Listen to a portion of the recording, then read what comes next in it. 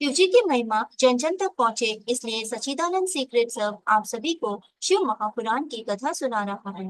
अगर आप भी एक शिव भक्त हैं, तो इस कथा को किसी दूसरे शिव भक्त को शेयर कर शिव जी और माँ की कृपा के पात्र बने।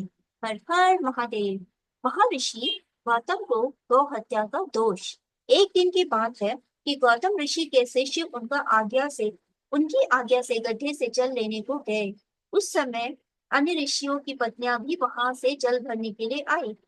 स्त्रियों ने ऋषि गौतम के शिष्य से कहा, पहले हमें जल भर लेने दो, तुम हमारे बाद जल भर लेना। इसके साथ ही उन्हें कुछ फटकार भी लगा दी। इस पर गौतम ऋषि के शिष्य बिना जल भरे ही आश्रम को लौट गए। ऋषि पत्नी अहल्या जी उन्हें समझा बुझाकर स्वयं जल भरने गई। उन्होंने स्वयं ऋषि गौतम को जल लाकर दिया। तब अहल्या जी स्वयं जल भरने के लिए जाने लगी। इस पर अन्य ऋषि की पत्नियों ने किसी दिन शिकायत कर दी कि अहल्या हमें पानी नहीं भरने देती है। वह कहती है कि मेरे पति ने ही वरुण देव से यह वर पाया था, तुम्हारा यहाँ कोई अधिकार नहीं है। इस पर ऋषि लोग गौतम ऋषि से नाराज हो गए। उन्हें दुख पहुंचाने के लिए वे गणपति का पूजन करने लगे। गणपति प्रत्यक्ष रूप से प्रकट होकर कहने लगे, मैं आप लोगों से प्रसन्न हूँ, आप लोग वरदान मांग सकते हैं।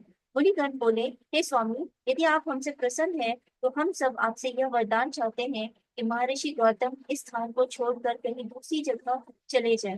मुनियों की यह कुटिल बातें सुनकर गणपति हंसकर बोले, हे मुनियों, महर्षि गौतम तो निरपराध हैं, उन्हें दंड देना उचित नहीं है, इससे तुम्हारा ही अमंगल होगा।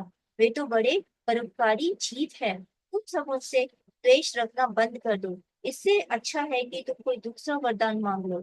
गणेश जी के बार बार समझाने पर भी मुनि वृंद अपने आग्रह पर अडिग रहे। तो गणेश जी यह कहकर अंतर्ध्यान हो गए कि तुम नहीं मानते तो ऐसा ही हो।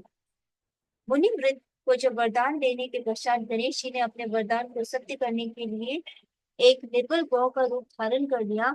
यह गाय गौतम ऋषि के द्वारा पैदा किए जा गए जौ आदि को खाने लगा। गौतम जी ने उन्हें गाय को एक तिनके से खेत से बाहर हाँक दिया। तिनके से ताड़ित होने पर गाय गिर पड़ी और उसकी मृत्यु हो गई। यह देखकर गौतम ऋषि को बड़ा भारी दुख हुआ। उन्होंने अपनी पत्नी अहल्या को बुलाकर कहा, पता नहीं भगवान शंकर हम पर क्यों क्रोध हो गए हैं, जो गौ हत्या का पाप मुझे लग गया है। उसी समय वे कपटी मुनिगण भी वहां आ गए। वे महर्षि गौतम और उनकी पत्नी अहल्याबाई और उनके शिष्यों को बुरा भला कहने लगे। वे बोले, हे गौतम जी, आप अब तुम इस स्थान पर रहने योग्य नहीं रहे हो, अतः अपनी पत्नी और शिष्यों के साथ तुम किसी दूसरे स्थान पर चले जाओ, तुम गौ हत्यारे बन चुके हो। इतना कहकर वे सभी मुनि मिलकर उन पर पत्थर बरसाने लगे। इस पर गौतम ऋषि वहां से एक कोस की दूरी पर दूसरी जगह रहने लगे। 15 दिन के बाद गौतम ऋषि ने उन ऋषियों के पास आकर प्रायश्चित का उपाय पूछा। ऋषियों ने बताया, आप अपने पापों को सब जगह प्रसिद्ध कीजिए और पृथ्वी की 3 परिक्रमा लगाइए। यदि आप इतना नहीं कर सकते, तो तप के द्वारा गंगा जी को प्रकट करके उनमें स्नान करो, 1 करोड़ पार्थिव पूजन करो, तब इस महापाप से छुटकारा मिल सकता है।